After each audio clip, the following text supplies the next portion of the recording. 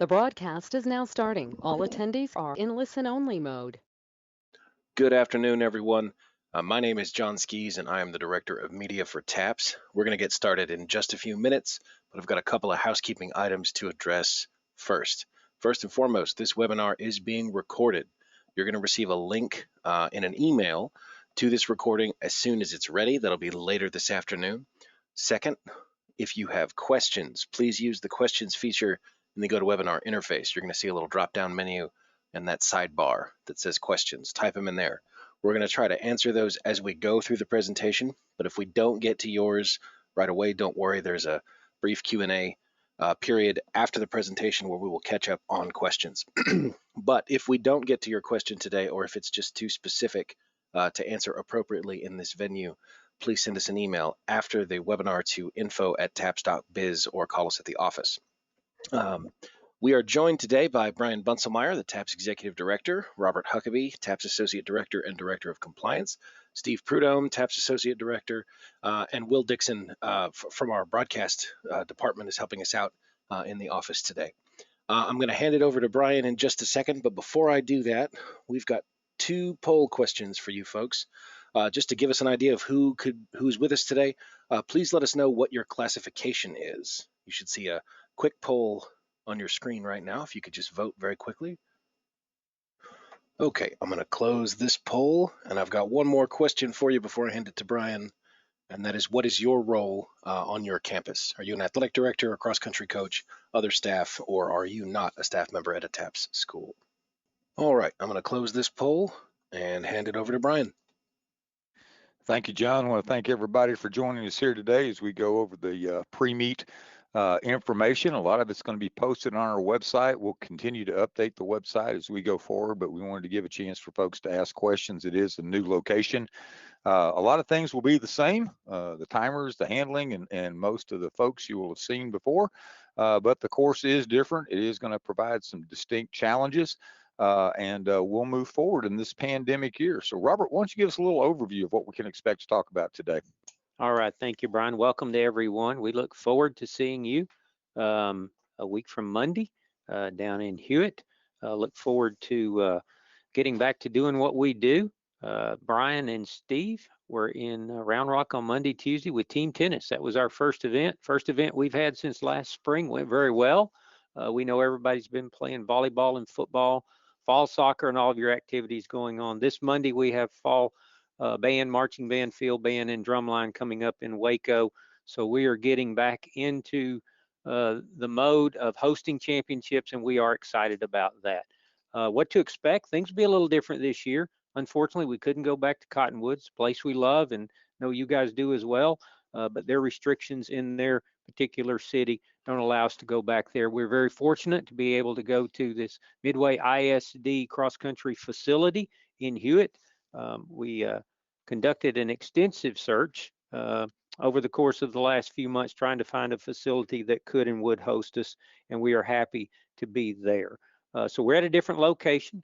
Will, if we'll jump to that next slide, here's some directions to the actual location for the meet. If you're coming from the north, if you're southbound on 35, those are your directions.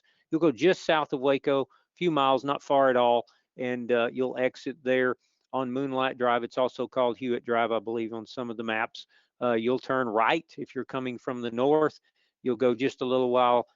You'll head up Hewitt Drive. You'll see Ritchie Road. You'll turn left on Ritchie Road, and you just continue. It winds around. When you see the big white water tower, you are in the right place. So it's really easy to find if you follow these directions. If you're coming from the south northbound, you'll follow very similar directions. It is on the west side of I-35. So whether you're coming from the north or south, it's about a mile off of I-35 on the west side of the interstate. Follow those directions, look for that big water tower and that water facility location, and it's right there at that location. If we jump to the next slide, Will, that's just kind of an overview of the general location.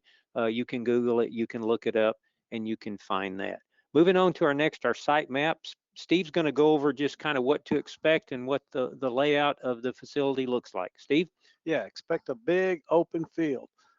This will be a good fresh start for us. And again, this is a site that has been used a few times now by Midway ISD to run events, and so it'll be good and broken in. As you can see, coming off Ritchie Road, we'll be parking along there all the way along the road and into the area near the finish line. We'll have everything ribbon roped off. There'll be an area for the entrance for the fans, and there'll be another team entrance next to those water towers. Also, you'll see where the team area is going to be located close on the other side of the gate there. The finish is pretty well marked out. We'll talk a little bit more about that, but as you're finishing, people will come off. They'll be able to get their awards. We'll have an award ceremony as it's marked right there. Hopefully have a couple of video boards working. They'll be there. Hopefully they'll be up and working at the finish line and also at the awards area. We have some good partnerships there with OES video boards. And again, note where the team area is, note where the check-in is, and those should be your first 2 stops as you go. And obviously the athletic trainer is going to be there right by the finish.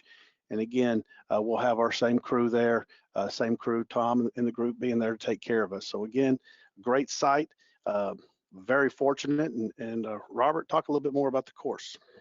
All right, thank you, Steve. Stay on this one for a second, Will, if you will. You can see the mown area there where it says start, and then you wind around, go through the course. That mown area is roughly the girls' course. That's the 2-mile course for the girls, and it's already been mown and used. And if Will, you'll jump to the next slide.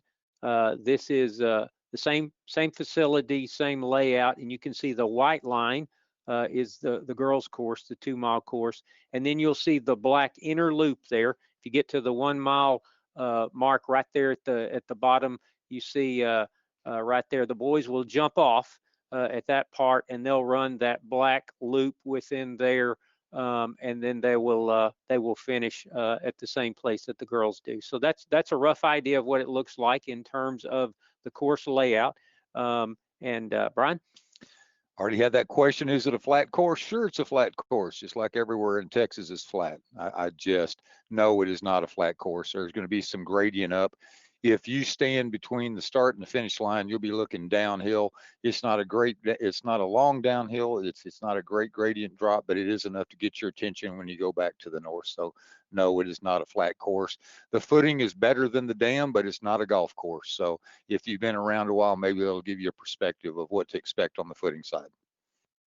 All right, thank you, Brian. All right, let's talk about schedule. Will, let's jump to the next slide. Keep in mind, the meet this year is really going to be 2 separate meets. We're going to have a morning session and an afternoon session because of all the issues we're all trying to navigate with COVID and our current pandemic. A lot of you, we know, have had trouble finding meets, and the ones you've been able to get to haven't been run traditionally like everyone's been used to. So the accommodations we're making this year, we're going to have a schedule that's going to be a morning session. The facility is going to open for the morning session attendees at approximately 7:30, and then there you see the list of the order, the race order, the times, and the particular classifications. So we're going to have a morning session. You're going to come in, you're going to run, you're going to get your awards, and we're going to need you to be moving on away and out from the facility. Because the school's running in the afternoon session are going to be coming in after that. So do us a favor as you're thinking about your times for coming and going. Keep in mind that this is really, from our perspective, to try to keep all of our COVID protocols, keep social distancing manageable for our fans and for our participants. This is really 2 separate meets, one in the morning, one in the afternoon. Will, if we'll jump to that next page for the afternoon session. Facility open for the afternoon session around 12 noon. Most of our morning people should either be already out or on their way out by then. And then there you see the race order for our afternoon session. Something that's, jump to the next one if you will. Will, thank you. All right, will the course be open on Sunday, November 1st? Yes and no. If you'll jump to that next slide, Will. Can you register on Sunday? No, we're going to do all the registration on Monday. Since we're having kind of 2 different sessions, you'll come in if you're in the morning, Monday morning, you'll go to our main tent. You'll see we're going to have a big white tent set up there in the registration area. You'll go to that, pick up your packets and do all of that for the morning session. And then if you're in the afternoon session, you'll do the same. You'll come register at the TAPS tent. Can we walk or run the course on Sunday? Yes, you can. We won't be doing anything formal. We won't be doing registration like we've done in the past. We will be there setting up and getting ready for the meet. So you'll be welcome to come do that if you wish. Brian, you got some comments on that as well. That being said, though we're not there, social distancing on Sunday needs to be practiced. Please don't huddle together. Please don't all get together. Please don't walk around if you're not going to have your mask on. You don't need that mask while you're out there jogging the course, but otherwise you do. People are watching, McLennan County in particular. We had to jump through a lot of hoops to, and so did Tom, to be able to get this approved by Midway ISD. We don't want to go back against anything that we've promised. So as you get out there, if you're going to go out there Sunday, we just ask that you practice that social distancing, whatever. I would greatly encourage you to be out there if you want to be. We will be out there as well, but we will not be taking any registration that afternoon. Robert? All right. Thank you, Brian. Can we set up our team or tent area on Sunday? Yes, you can. You can drop your stuff off. It is an unsecure area. When you drive up, you'll see it's right there by the road. I would not recommend that, but you are welcome to if you want to. It is an open area. It's not secure at all. There are no fences. There are no gates. You just drive up and it's an open field. So that is available if you want to. There will be designated areas for you to put your tents, and in your team area, you'll absolutely be encouraged and reminded about social distancing between your tent area and all the others as well. So keep that in mind as you're thinking about your preparations if you're coming in Sunday and then on Monday as well. Can we place markings on the course? No, markings are not allowed on the course. And will the mile markers be placed on Sunday? No guarantees. We hope so. We think so. There will be people out there. You'll be able to tell from the maps roughly where it is, and then there certainly will be markers and officials there on the day of the meet. Brian? Just to clarify, this is an open field with no fence around it. If you want to get out there Sunday afternoon and go walk or jog the course, please feel free to do so. Additionally, remember that daylight savings time will have kicked in before, so it's going to be darker earlier. So if you're going to plan on getting there on Sunday afternoon, I think anytime afternoon and before dark, you'd be good. I will say that this is, it's an open field area. It is unsecured. It is unfenced. I would not be out there too close to twilight. I'd make sure I got out of there and got back towards the hotel or whatever prior to dark. All right, thank you, Brian. Steve, give us some more specifics about parking, spectators, team areas, those kind of things. Well, some things that will be familiar to you is probably the parking attendants. Those same guys are going to be out there waving their flags and pointing to where to go. Please make sure that you follow the instructions and get to the proper drop-off areas, and then get on to your parking spots. And then also the same thing for departure. It's going to be a little bit, we're going to have to choreograph this, not just plan it. We need people in, people out, next people in, next people out. And if you can help us on that, we sure would appreciate it. We'll try to keep the bus parking in one area and the spectators in the other as best we can. But again, this is a new facility, so watch for the directions, watch for the signs, again, because it is new. Spectators, we want to have fans there. And this is a big thing, and we worked hard to get this. So we're going to be able to have spectators there, but it's important not only that they park in their assigned areas, but we have to purchase tickets in advance. It's a $5 admission ticket. It can be done. You have a link on the fan information sheet that we shared and posted on the website. Also on the TAPS app, you can go to Hometown Ticketing, buy the ticket. Also part of that is the COVID statement saying I am not, they attest to not having symptoms, not being COVID. All of that also gives us a list of who was there if anything does happen. And again, that's just what we have to do to get through this and make sure everybody's there. If something happens on site, they don't have it, we'll have people there to help them get a ticket, but try to get them to do as much as they can in advance. Spectators off the course. The finish area, we're not going to allow people in that area. You'll kind of see when it gets roped off, because again, we social distancing, you know what happens near the finish line. So if they'll help us, and if it needs to be, the question we ask as we make decisions is not what's best for me. It's going to have to be what's best for us, because we are all in this thing together. So help us, and also tell your folks the same thing. Let's all cooperate as we go through. School personnel showing up with TAPS cards, you can check in. But again, we're going to have a COVID statement for you, and it needs to be in the ticket area. So be ready when you show up. The team areas. When can we set up? As we said, day of the meet during your team's time period. Afternoon teams do not come early. Okay, let the morning teams get out of there. Morning teams, when it's done, it's over. Please move out. Again, we're choreographing this. If one group can move out, the next group will move in. We'll have spaces marked. Social distancing will be important. And we are camping out, folks. No water, no electricity. Bring what you need. The tents, the coolers, all that's great. And we ask about the music. Keep it to yourself. Keep it to your people. So sometimes we hear a lot of music coming out. And again, let's just be considerate of each other as we go through that. Brian?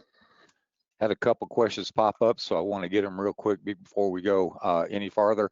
Session 2, don't come before noon. We have made some promises that we will very definitely have 2 different meets, and we will have half the spectators and half the teams on the course. So we want to make sure what we're doing. Coaches, when you get there, when you go to the registration tent is when you will affirm that all of your folks are COVID free. So you'll sign our forms when you get there. Once you've signed all the appropriate forms, then we'll give you your bibs and we'll give you your coaching wristbands and we'll be ready to move forward. If you have folks that are coming on a TAPS pass, they do not have to get the ticket from Hometown Ticketing, but they will show their TAPS pass. And then we're going to be a little old school. We're new school with Hometown Ticketing for the spectators. We're old school if you're coming on a TAPS pass. If you're coming on a TAPS pass, you will have to stop at the gate. You will have to sign an affirmation that you're COVID symptom free, and then we will give you your wristband to enter. So TAPS passes will stop at its own gate. Spectators will use the other. You will be using our opportunity there to get in. As you continue to think about it, we're going to cover a lot more. We'll get back to questions here in just a second, but just know that once again, we are moving to the same time schedule that we've used in the past. We're just breaking it down into 2 different meets. So we'll be talking about things again. Additionally, hopefully we can get to those questions as we go forward. Gentlemen. Okay. And registration this year, obviously, will all be on Monday. It's on site, so you'll be asked to go to your designated area.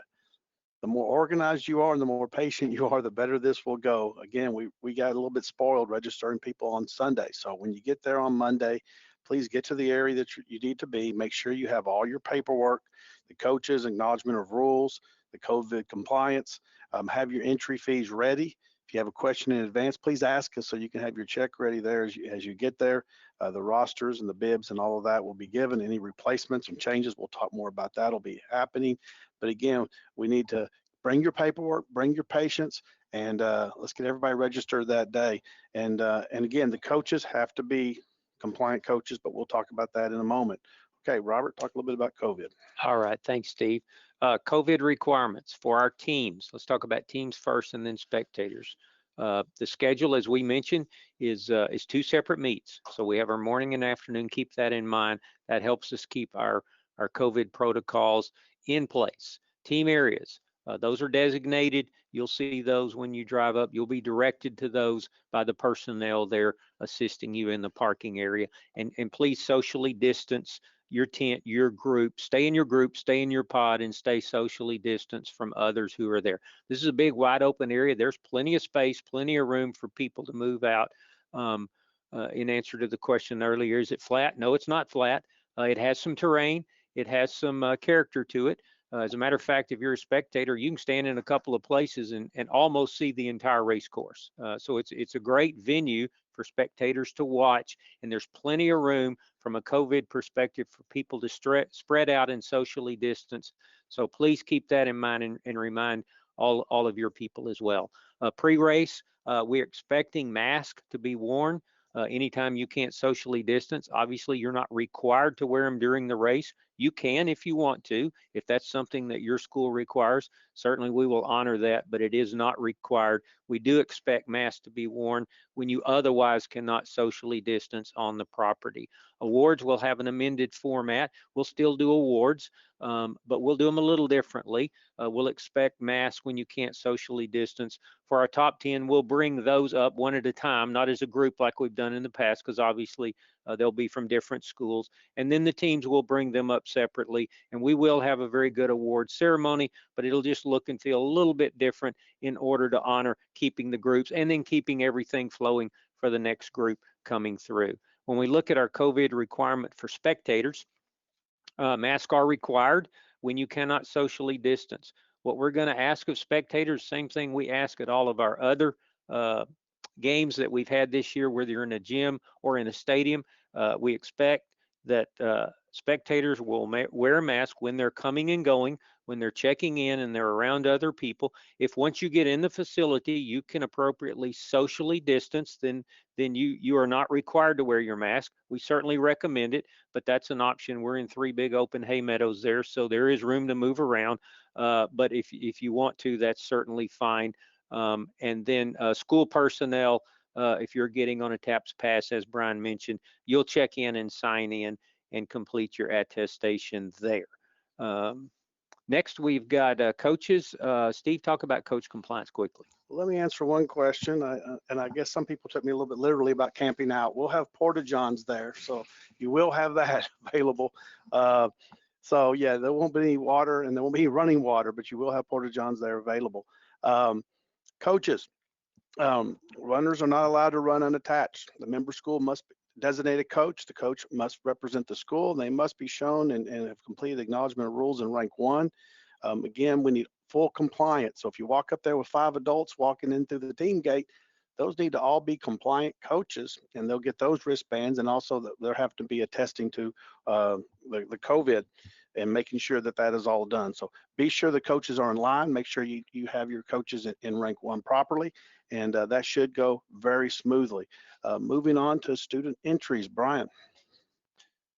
Again, you can enter 7 boys and 7 girls, depending on what your entry desire is. The question continues every year, so we'll just reiterate it here. Your entries this year are in rank 1.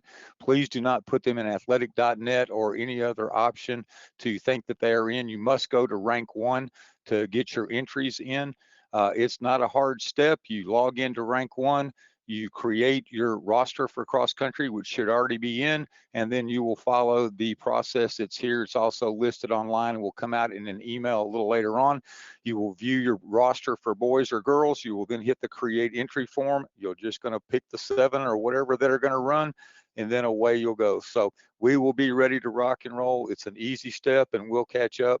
And that way you'll be ready to go. Your entry fee is $33 per runner that are entered as of the deadline. So make sure that your deadline next Monday at 5 o'clock, however many folks you have registered at that time is how many you're going to wind up paying for.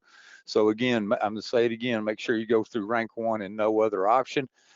Do we have a minimum time for you to run the meet? This question came up several times already, and I don't know what started it. We do not have a minimum time or a maximum time, and we do not have a particular place in the district. TAPS does not sanction district meets. We allow them, we do not sanction them. So anyone that you want to enter up to that 7 can come. We do not have top limits, and we do not have minimum qualifying entry places at the district meet.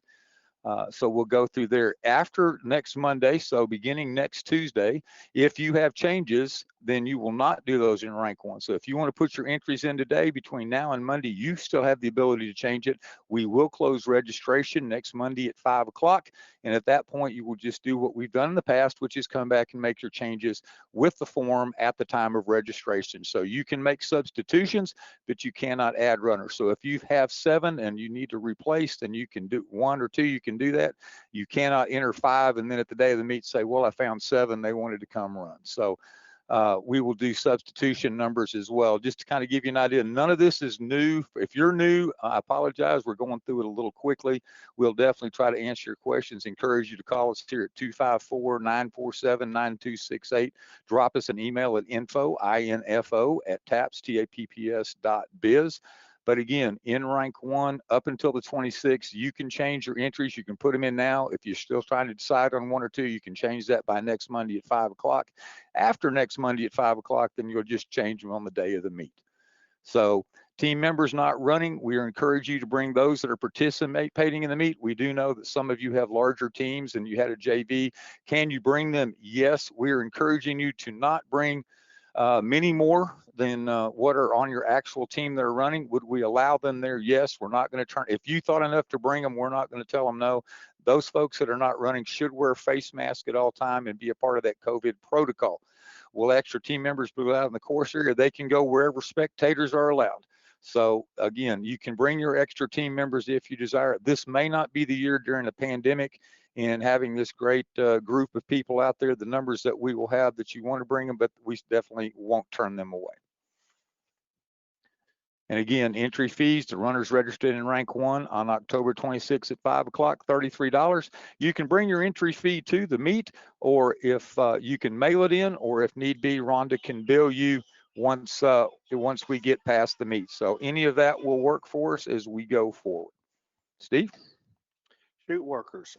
As a young member of the athletic executive committee, I came to the state cross country meet and I was earnest and said, hey, what y'all need me to do anything? They said, hey, why don't you go be at the finish line? You can work the chute. And I thought that would be kind of high-fiving the kids as they came off.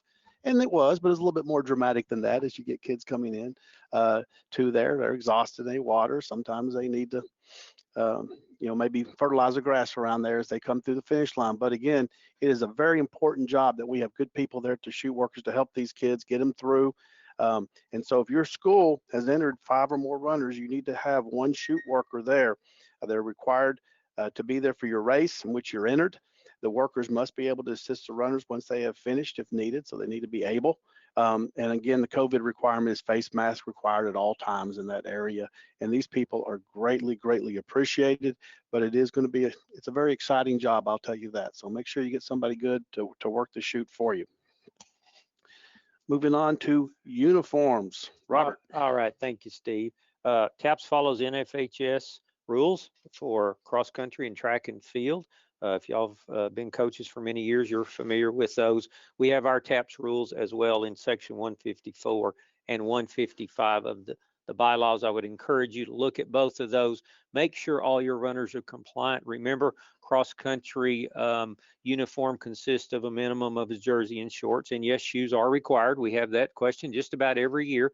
On the golf course we've been on the last couple of years, that probably was possible. I wouldn't do it at all. It's not allowed, but I sure wouldn't do it this year. And also when it comes to things you can and can't wear in the TAPS bylaws, we specifically say contestants may not wear caps, toboggans, headbands, or jewelry. Certainly you can put things in your hair if you have long hair to tie your hair back, but let's not do that. Watches are allowed. If you have a watch, that's allowed. And the other big one on uniforms is this: if you're wearing some type of leotards, bike shorts, bodysuit, or some kind of closed leg brief, you need to wear shorts over that. So if you're young ladies, you need modesty shorts over that. So if you're wearing any of those type of track uniforms, then make sure you have something over that. Remember, you will have your bib, which will have the chip in it. So remind your runners that it is very, very important that they have that placed correctly, and that that when they cross the finish line, that is how their time will be recorded. If that thing happens to fall off or something and it doesn't cross that mat at the end, then they will not have a time. So that's an important part of the uniform. I will probably be at the start like I've been the last few years. Our officials will be there as you're getting to your starting box assignments and the runners are getting ready to line up. We kind of do a last minute check on uniforms and last minute reminders, and we will assist with that as well. Results. Steve, talk about results. Nope, I've got results. All right. We'll have live results at the finish line. We have plans to have 2 big video boards. One of them will be at the finish line, so we'll have that there. That won't be official as always. Our official results that are posted will be the official results. And then we'll have live results on our TAPS fan app and on the website on our cross country page. We'll have that as well. And then somewhere in the area of our TAPS tent, our big white tent, our registration area, we'll have results posted there as well in the registration and the awards area.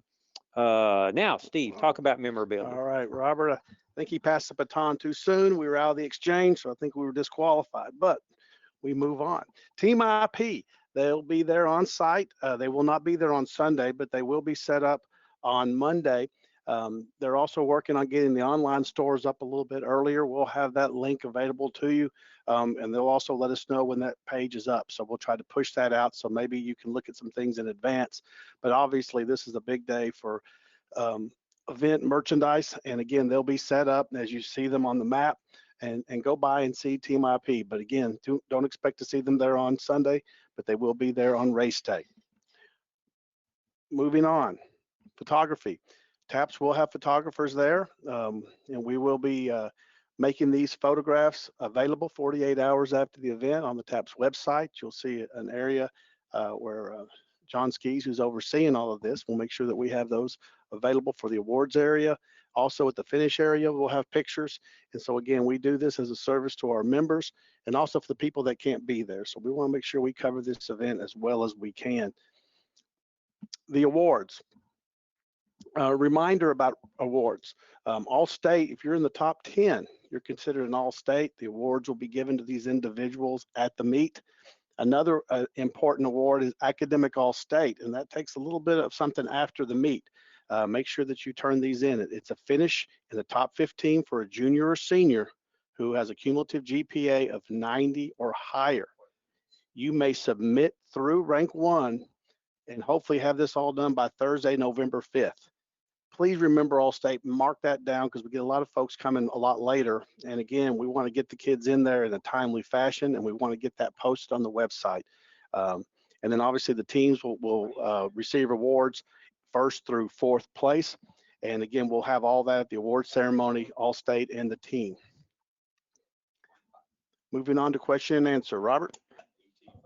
All right, Steve, got a few questions here. Obviously, like John mentioned, we get a lot of questions during these webinars. Can't always get to every one of them, but you can reach out to us here at the office afterwards. We'll try to pick up a few here before we finish. When is the entry deadline in rank 1? That is this coming Monday, the 26th at 5 p.m. So that cross-country entry is open. It has been open for a while now. So like Brian mentioned, if you haven't already, you could go in today and you could put your entries in. If you needed to make changes, this is another question that's coming up. If you needed to make changes, you can make them between now and 5 p.m. on Monday, the 26th. After that, that entry portal will be closed and you won't be able to make changes, but you could make changes the day of the meet. You'll come to the registration and you'll fill out a form and you'll be guided through that process. 23, if we bring additional teammates, will they still need to purchase a spectator ticket? No, you do not need to purchase a ticket. But when you register as a coach, you will list them on there. You will provide the information of who they are for us. So we have a record of everybody that came in as a fan, everybody that was a coach, everybody that was a participant at this meet. We need that for our protocol purposes. So you'll fill that out and you will also execute the affirmation that they do not have COVID, they do not have the symptoms, and they have not been in close contact recently with anyone who has. So yes, they can come, they do not have to pay, but you do have to attest for them and let us know who they are. Here's another one. Do shoot workers have to be adults? Yes, they do. Okay. That's an important job, as Steve mentioned. There's a lot going on there. It happens real fast. We need adults with experience. You don't have to have done it before, but you do need to kind of watch and look, and there we'll have a lot of officials there and other experienced coaches that can help, and they'll give you a job and an assignment. You're a great help for us, and we do need your help in that area. Yeah, if a kid collapses or they're having an issue right there, the main thing is take care of them, and the trainers will be right there to help if there's an emergency type issue or you need a little bit. You won't be left to your own to do that. But again, we need somebody, an adult there to help take care of that. It's a very important job. I was kind of kidding because it gets to be a messy job, but it is very important. All right, we got a question about the course, how it was measured, what the distances are. Brian, help us with that. As a reminder, we're going to be the 7th meet that's run on this course. So it was measured by Midway ISD. Tom and Doyle have remeasured it. So it is going to be 2 miles and 5K, or as close to that as we could get when we turn the corners out there and as we go forward. We do have, remember that weather next Monday, the way that I have it right now and listed is 49 to 71 with overcast, but there's not an anticipation of rain. If there is, we run in the rain, we don't run in the lightning. So unless it's a deluge, we'll be ready to rock and roll. If you have problems as you go through rank 1, please make sure you call the office 254-947-9268. That way Kelly and Rhonda can help walk you through if we have a problem. So we will be good to go. As you move forward, as a coach, you do not have to register. You're already registered in rank 1 if you've done your coach's certification. Therefore, when you get there, you will be doing your attestation for your team that you are COVID free and they are COVID free. So you should be good to go. Shoot workers do not get in free. Shoot workers are, if they're spectators, they'll have to pay. If they're part of your team personnel, they would not. And then parking locations for van and spectators, you'll be directed where to go when you get there. Parking will be out along Ritchie Road. You will not be able to park inside the course, which is the south hand side that's not mowed. When you get out there and look, you'll see that. On the north side is where team parking and where the team drop-offs will be. So our folks will be out there about daylight to start directing you on where to park. Just follow their directions once you get there and after you do your drop-off. Also, a reminder, we didn't mention our great partners at Earth Networks. We'll be doing our weather forecast. We'll have those posted, and we'll have our own meteorologist team that'll be looking right at this event and for us to be able to talk throughout. So hopefully we won't need them at all. But again, we'll have that available to you. It is Texas. We were in Round Rock anticipating 76 degrees and a little overcast on Monday and Tuesday, and we got 96 degrees and 10-mile-an-hour winds. So it is Texas. That forecast can change. Once we get closer, we will start getting our Earth Networks forecast next week. Those will be posted on the cross country page. Go to championship information. As we conclude, and we'll conclude here pretty quick, we do have our www.taps.biz. Click on athletics, click on cross country. Please go to that page in the next few days.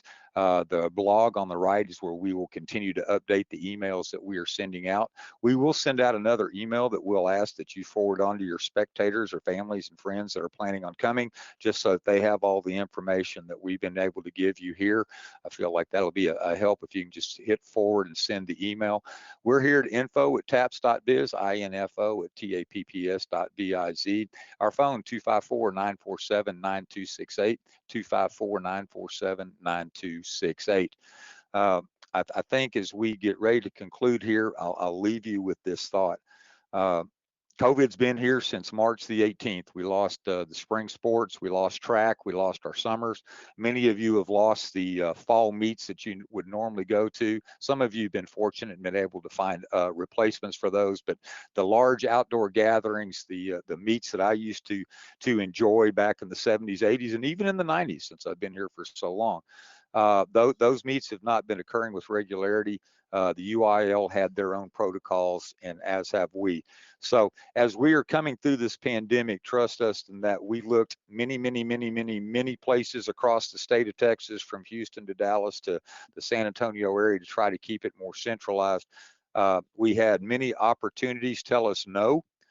We had many opportunities that told us yes with no spectators. We had many opportunities told us you can come, but you can only come and bring X number of people or X number of teams. So Hewitt, Midway ISD, they've hosted our track meet. They've hosted some of our volleyball. They host our vocal competition, and they host our football.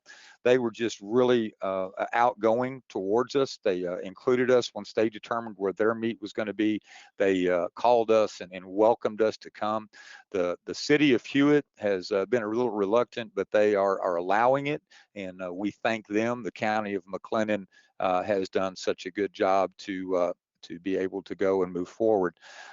So as we move forward, we know that some of you that are planning to come may not be able to come. COVID may strike your team or strike your school or strike, your head of school may have a different opinion as we get closer.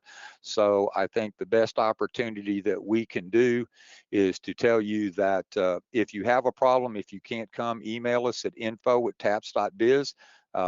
We will miss you, but we understand some folks cannot come. I understand that the schedule changes were made based on the number of student participants and the ability to get people in and out. We did make changes, so as we posted today, make sure you go back and check when you're coming.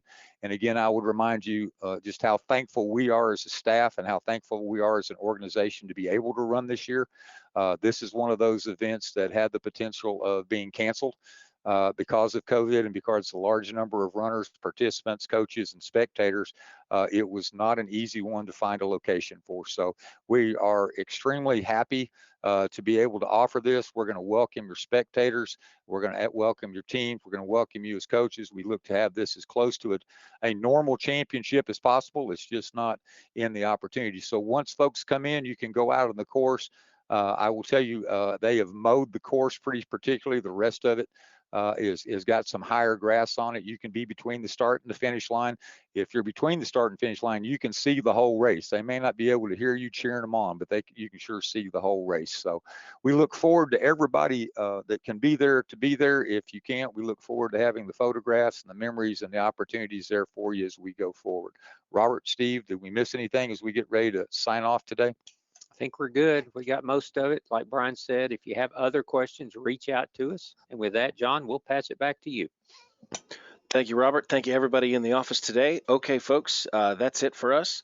The recording will be available later this afternoon. You can find it on our YouTube page. That's youtube.com/tapsbiz. You're also going to get an email sent to the same address that you used to register for this webinar. That's going to have a link to that recording when it's available. But if you can't find it or if you have any trouble, please send us an email, info@taps.biz. It'll be a couple of hours before the recording gets out because we have to process it. But that will be coming. If you registered, you will be getting a link to the recording. Thank you, folks, and enjoy the rest of your day.